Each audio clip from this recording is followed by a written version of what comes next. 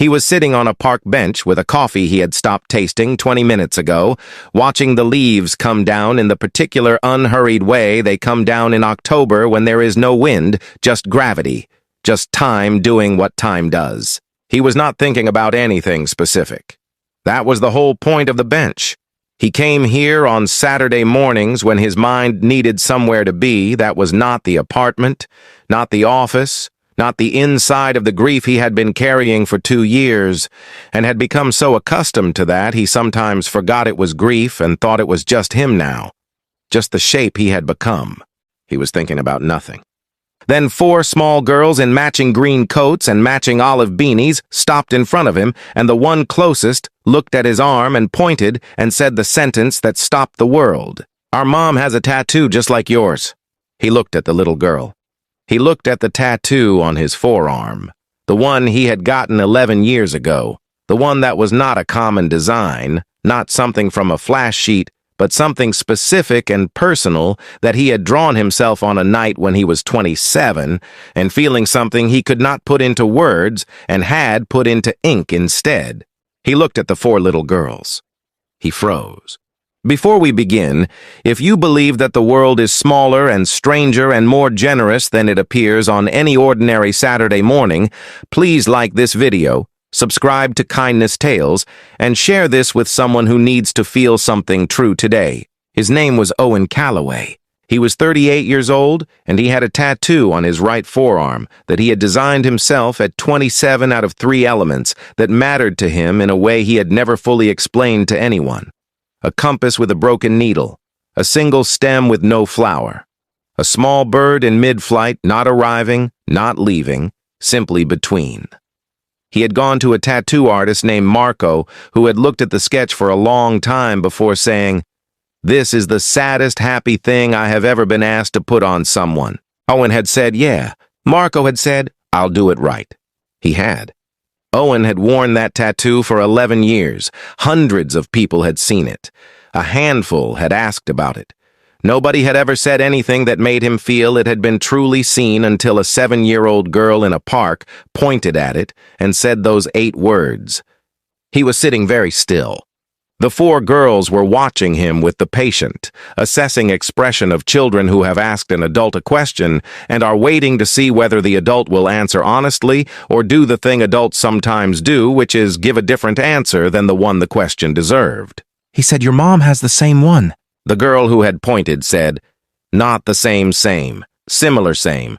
The bird is different. Her bird is landing." He felt something move in his chest that he could not immediately name. He said, "What's your mom's name?" A woman's voice behind the girls said, "Girls, come here please, right now." He looked up. She was walking toward them fast from the direction of the playground, her long hair moving behind her, her face carrying the specific expression of a parent who has lost visual contact with 4 children for 90 seconds and has done the calculation of everything that could have gone wrong in 90 seconds. She reached the girls and put her hands on the nearest 2 by instinct, the checking hands, the we are all here and accounted for hands. She looked at Owen. He looked at her. She looked at his arm. The park did not go quiet. Parks don't. Children were still shouting somewhere behind her, and a dog was moving through the leaves, and the city continued at its ordinary volume. But something went quiet anyway. She said, "Where did you get that?" He said, "I drew it. 11 years ago. I had it done by a guy named Marco on Clement Street." She said Marco retired. He said, "I heard that." She looked at him. He looked at her. The 4 girls looked at both of them with the bright, interested attention of children who understand that something is happening that is above their current level of information but below their threshold for boredom. She said, "I'm Nora." He said, "Owen." She said, "Your bird is between." He said, "Yours is landing." She sat down on the bench. Not because she had decided to, not because she had thought it through, simply because her legs had done the thing legs do when the body needs a moment and the nearest horizontal surface is right there. The girls arranged themselves around the bench in the way of children who have identified that the adults are going to talk now and have decided to allow it while remaining in the immediate vicinity in case anything interesting happens. Her name was Nora Callahan. She was 36 years old, and she had 4 daughters named Willa, June, Bee, and Rue, who were 7 years old and identical in the way that makes strangers stop on the street and stare, which her daughters had been subjected to their entire lives and had developed a collective policy toward that ranged from patient tolerance to theatrical annoyance depending on the day and who was doing the staring. She had gotten the tattoo 8 years ago, 6 months after her husband had left. Not in anger, but in the quiet, devastating way of someone who had decided that the life he was living was not the one he wanted, and had said so with a clarity she had eventually learned to respect, even though at the time it had felt like being handed a door and told to find somewhere else to stand. She had been 28 years old with infant quadruplets, and a marriage that had just become a co-parenting arrangement and a sense of her own future that had gone completely illegible overnight. She had gotten the tattoo because she needed to put something permanent on her body that belonged only to her and meant something only she had chosen. She had sketched it herself, a compass with a broken needle, a single stem with no flower, a bird coming into land. She had gone to Marco on Clement Street because a friend had recommended him. He had looked at her sketch for a long time. He had said, "This is the saddest happy thing I have ever been asked to put on someone." She had stared at him. She had said, "Someone else said that to you." He had said once, a few years ago. She had said, "What did you tell them?" He had said that I'd do it right. She sat on the bench in the October park and looked at Owen's arm and then at his face and thought about Marco saying the same words to 2 strangers years apart, and neither of them knowing and both of them walking out of his shop with ink on their arms that came from the same place even though they had never met. She said the broken compass. He said for the time when you don't know where you're going. She said the stem with no flower. He said for the thing that hasn't happened yet. She said the bird. He said between, still figuring it out. She said mine is landing. He said so you figured it out. She looked at her 4 daughters who were now investigating a pile of leaves with the focused collaborative energy of a small research team. She said I figured out the most important part. The rest I'm still working on. He nodded. Before we go further, we want to stop here, because this bench, this morning, this meeting that felt like something other than coincidence, did not happen in a vacuum. It happened because of a chain of small decisions made by ordinary people who will never know what they set in motion. There was a woman named Sylvie who had been Nora's neighbor in the difficult first year after the separation. Sylvie had 3 children of her own and no extra hours in her day and had nonetheless appeared at Nora's door every Thursday evening for 6 months with a container of food and the offer to sit with the baby so Nora could shower and sleep and be a person for 40 minutes. She had never announced this as a kindness. She had just knocked on Thursday and kept knocking.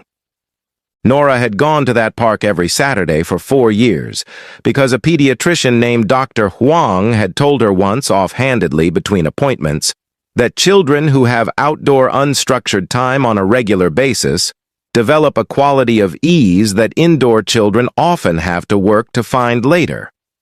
It was a small thing to say.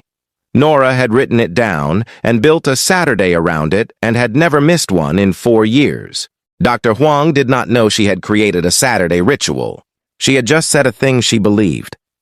There was a man named Felix who ran the coffee cart near the park entrance and had been making Owen's Saturday coffee for 2 years and had started adding an extra shot 6 months ago, without being asked, because he had noticed Owen arriving tired on Saturdays in the way people arrive tired when the week has been long and the weekend has not yet offered anything restorative. Felix never mentioned the extra shot.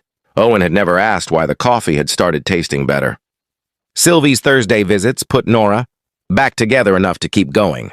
Dr. Huang's offhand comment built the Saturday. Felix's extra shot put Owen on the bench long, enough to still be sitting there when 4 girls in green coats walked past. None of them knew each other. None of them knew they were arranging anything. They were just people being decent to other people in the small, daily, unremarkable ways that turn out not to be unremarkable at all. This is what Kindness Tales is built for. They talked for an hour. Not about the tattoo after the first few minutes. About the daughters who were called Willa, June, Bee, and Rue, which Owen said was either a folk album or a law firm, and Nora laughed in a way that used her whole face. About his work, which was carpentry and joinery, custom furniture, the kind of work where you spend a long time with a piece of wood understanding what it wants to be before you decide what to make it.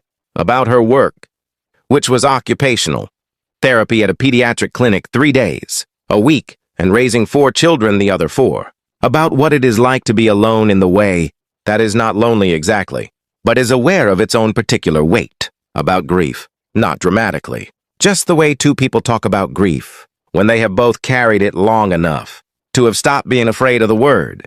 He told her about the 2 years. She did not ask what the 2 years meant. She understood from the way he said it, that it meant the kind of 2 years that has a before and an after, and that the after is where he was now, still finding its shape. She told him about the 4 years.